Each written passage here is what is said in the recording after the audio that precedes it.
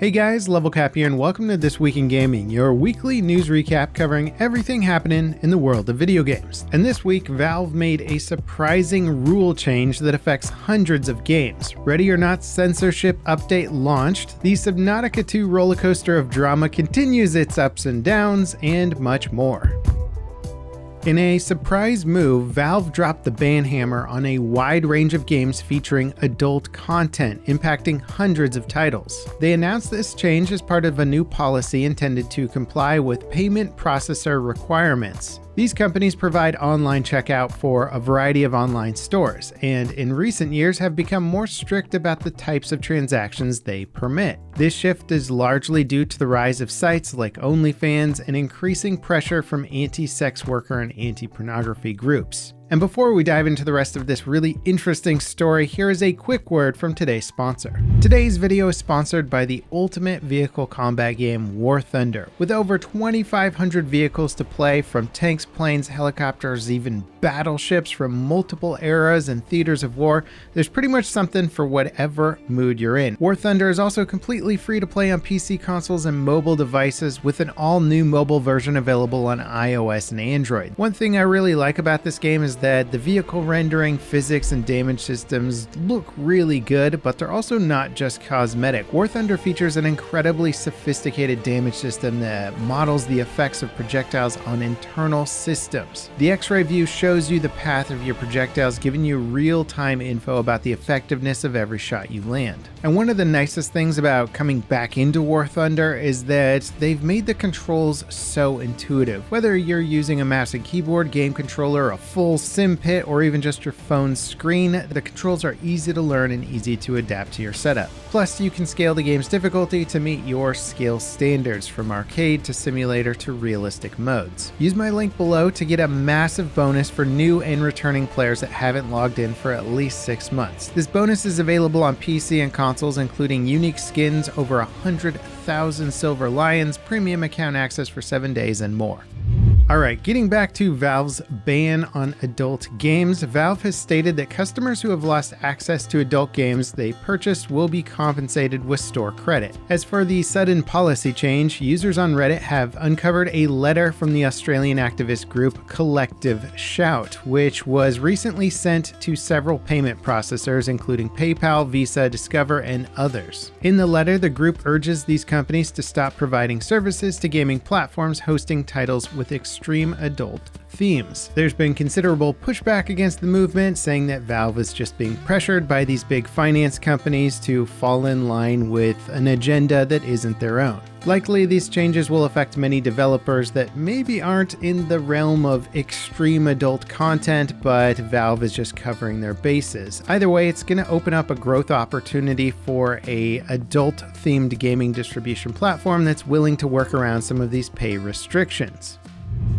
The console release for Ready or Not went live this week, bringing with it some censorship changes. However, within hours, the PC community created a mod that reversed the content censorship. The developer had faced criticism over the censorship measures. In response, they explained that the changes were the minimum required to comply with legal guidelines and ensures the game's release on consoles. These changes were made across both PC and consoles to avoid maintaining separate builds to better support crossplay and reduce potential bugs. However, many players were dissatisfied with the explanation. A mod appeared on Nexus Mods less than an hour after the update went live that restores in-game nudity, gore, and reverts specific content changes. The restored content includes assets that were in the game prior to the update, and the modder has stated that they'll comply if the developer asks them to take it down. The Subnautica 2 story took more twists and turns this week. To recap, the game was scheduled for early access this year, but publisher Krafton was unhappy with the progress and the content prepared for launch. Krafton bought the studio back in 2021 for $500 million and agreed to a $250 million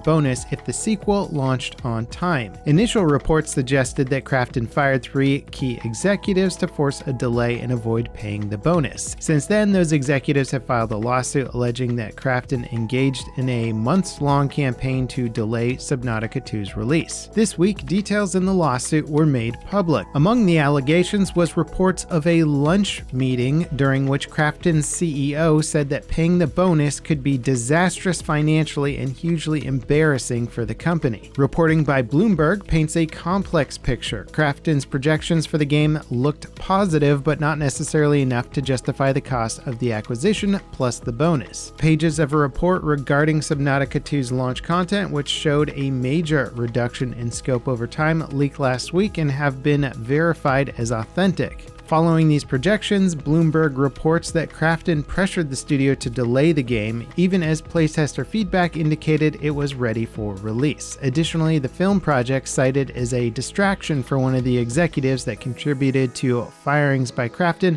was in fact a Subnautica film that the company had requested. Overall, there's plenty of back and forth here, with both sides making some serious claims. I think one takeaway we can get from this whole story is that tying enormous bonuses to tight deadlines may not be the best for anyone involved. Hopefully things work out for the remaining staff. Krafton has stated that they'll honor their original bonus agreement and will distribute $25 million bonus to employees if the studio meets its revenue targets.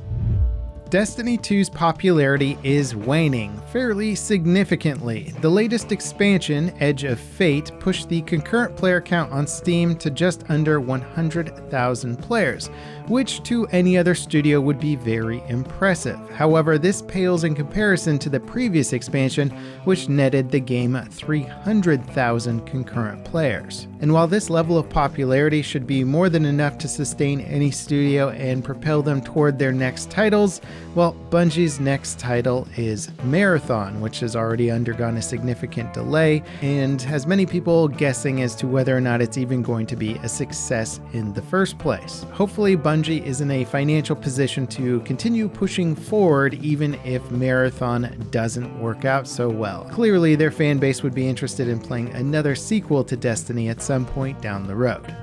Cyberpunk 2077's 2.3 update just launched across all platforms, marking a major upgrade for console players. The patch adds a variable refresh rate on Xbox Series consoles and PlayStation 5. This means smoother gameplay in the 40 FPS quality mode and an uncapped frame rate in performance mode, which now targets up to 80 FPS. You'll need a variable refresh rate display to see these benefits, but players report that the game feels so much smoother and more responsive. Maybe this will encourage other console developers to include similar features. The standalone DLC for 2023's Robocop Rogue City, called Unfinished Business, has launched to positive reviews. The expansion follows Robocop as he infiltrates a massive apartment complex in a style reminiscent of Judge Dredd and The Raid, complete with flashbacks to his life before becoming a cyborg. And while it doesn't dramatically overhaul the core gameplay, reviewers are praising it as a satisfying dose of more of what made the base game so enjoyable. Ubisoft confirmed a new Ghost Recon game is in development during their latest shareholder meeting. It sounds like it'll be the first title to leverage Tencent's recent partnership with Ubisoft. And while details about the upcoming game are scarce, it also seems like they're developing it as an FPS title. Traditionally, the modern Ghost Recon games have been third-person shooters, but in the past couple of years, mods that made them proper FPS experiences have gotten quite popular. Insider Gaming claims to have seen footage of the title and says that it resembles Ready or Not with heavy inspiration from Call of Duty. It's being developed under the codename Project OVR and is set during a fictional war. It also sounds like the title will be a live service experience with post-launch content and gameplay updates, as Ubisoft lumped the title in with their other live service games, including Rainbow Six Siege, The Crew, and For Honor. The projected release date, assuming the project stays on track, is sometime next year. Again, a big thank you to War Thunder for sponsoring today's video. Don't miss out on this game. It's free, multi-platform, and using my link gets you a huge bonus pack, including premium vehicles, the Eagle of Valor decoration, and much more. And that does wrap it up for this week's news. If you guys enjoyed the content, don't forget to drop me a like, subscribe for more content like it. And up next, check out this crazy mod for Half-Life that I covered this week that turns Half-Life into Halo. It is a bizarre mashup that I think is at least worth checking out in video form. As always, guys, thanks for watching, and I'll see you next time. This is Levelcap signing off.